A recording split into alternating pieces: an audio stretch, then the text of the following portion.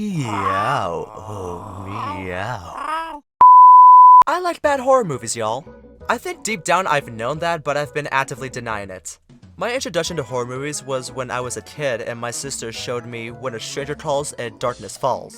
And given this was during the time when Netflix was still selling DVDs and there was a Blockbuster near my house, we would scout out horror movies whenever we get the chance. And one of the only horror movies I remember watching during that era was House at the End of the Street. And if you looked up these movies, you'll see that all three of them were critically panned by critics. And I bet if I watched them now, I would still think they're good.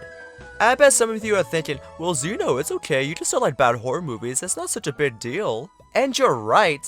I mean, I was one of the people who was actively hyping up Winnie the Pooh Blood and Honey when it was first announced. Like, I wasn't expecting the movie to be good, and it wasn't. It was goddamn awful, but I loved it.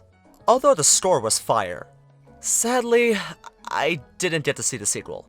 My work schedule fucking hates me. It made me miss out on potential peak. But Blood and Honey is different from the three movies I was talking about earlier. I know that Blood and Honey is awful, but I can't seem to believe that the last three were awful as well. Maybe I'm blinded by nostalgia, and I should probably rewatch these movies without the rose-tinted glasses. But on the topic of bad horror movies that I enjoy watching, Imaginary. Imaginary is the most recent horror movie that has been produced by Blumhouse Productions, and if you know them, you either love them or you hate them. And if you don't know what Imaginary is about, let me give you a brief summary. A children's book author named Jessica, her rock star husband, and her two stepdaughters move into her old childhood home, where the youngest, Alice, finds an old stuffed bear in the basement and names it Chauncey. Throughout the movie, it is slowly realized that Alice's little imaginary friend might not be so imaginary. I will go into more details about it later, but that is just a brief summary. Now, just like the previous three movies I mentioned before, the fact that Imaginary doesn't have a really good score from critics and audiences alike, it comes to no surprise to me that I actually enjoyed it. Now, don't get me wrong, it's a basic ass story that relies on cheap jump scares in the first half, but overall, it's still a pretty enjoyable film. But I will admit, the things I did enjoy about the movie I have seen in other forms of media. Spoilers, by the way. Like when Chauncey the bear's little scavenger hunt was telling Alice to go find something that hurts, it was very reminiscent of Mr. Widemouth. Do you remember Mr. Widemouth? I remember Mr. Widemouth. Let's talk about Mr. Widemouth. Mr. Widemouth was one of the OG creepypastas and was considered to be one of the goods. In the story, a little boy who is bedridden is frequently visited by the furry little fuck and is constantly being convinced to do acts that would get him hurt, or worse, killed. It's a good read, I highly recommend it. Also, major spoilers for the third act of Imaginary. Another thing I liked about Imaginary was the twist that Chauncey the bear was just using Alice as bait to get to Jessica. Because Chauncey was Jessica's original imaginary friend. And that twist reminded me of the twist in the movie Dark Skies. Speaking of horror movies I love that everyone hates. If you haven't seen Dark Skies, it is, in my opinion, a really good alien abduction thriller. Spoilers for Dark Skies, I highly recommend watching it. Throughout the whole movie, the aliens were showing signs of wanting to abduct the younger brother. But in the end, they abducted the older brother instead.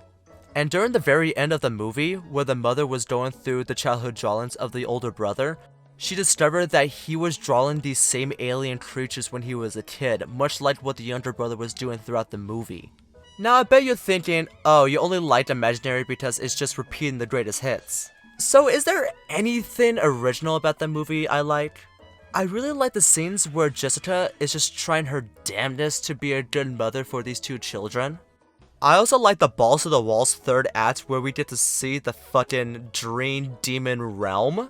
Now that's what I like to see. I mean, if you're gonna make a basic ass horror movie, at least be creative. Now, should I recommend this movie to anyone? Now, I may like this movie, but I'm not gonna watch it again anytime soon. And in the end, even though I have said that I am an enjoyer of bad horror movies, you will not catch me saying that Smiley is a good horror movie. Thank you and good night. Also, I have watched Immaculate and The First Omen recently, and between the two, I would have to say that Immaculate has got to be my favorite. No, I don't care that The First Omen was an objectively better horror movie. I did not need to see a demonic hand crawling out of a woman's vagina. But I gotta say, if I had a nickel for every horror movie I watch where some fuck shit happens in a nun convent, I have 2 nickels. Which isn't a lot, but it's rare that it happened twice. Also, I've been wanting to make this video for a while now, but most of the audio I have recorded was just me rambling about nothing. Thank you all so much for watching. If you want to like this video, go right ahead. If you want to subscribe, feel free to. and I'll see you soon.